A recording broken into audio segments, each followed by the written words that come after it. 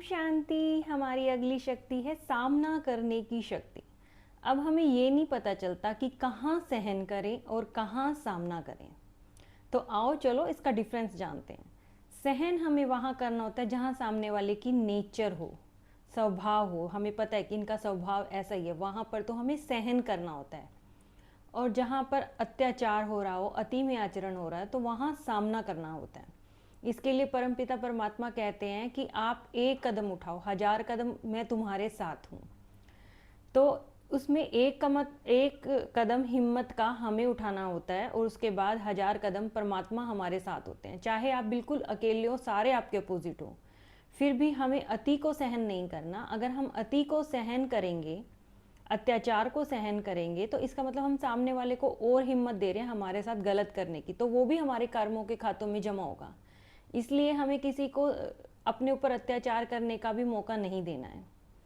तो सहन, हमें किसी की नेचर को तो सहन कर सकते हैं, परंतु अति में आचरण, अत्याचार को सहन नहीं करना, फिर वहां पर उसका सामना करना है।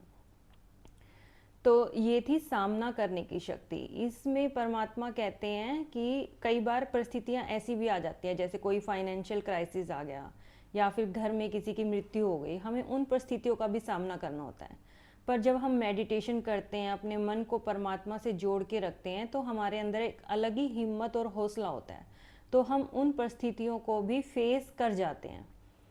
तकलीफ तो होती है पर इतनी नहीं होती, क्योंकि परमात्मा का साथ हमारे साथ होता है, तो हम उसको भी सहन कर जाते हैं, उसका भी सामना कर जाते हैं। तो इसलिए हमें सामना करने की शक्ति को अपने अंदर इमर्ज करने के लिए हमें अपनी पिछली सारी शक्तियों को अपने अंदर इमर्ज करना पड़ेगा, और उसके साथ हमें सहन और सामना के अंतर का भी पता होना चाहिए, कहाँ पर हमें सहन करना है, कहाँ पर सामना करना है।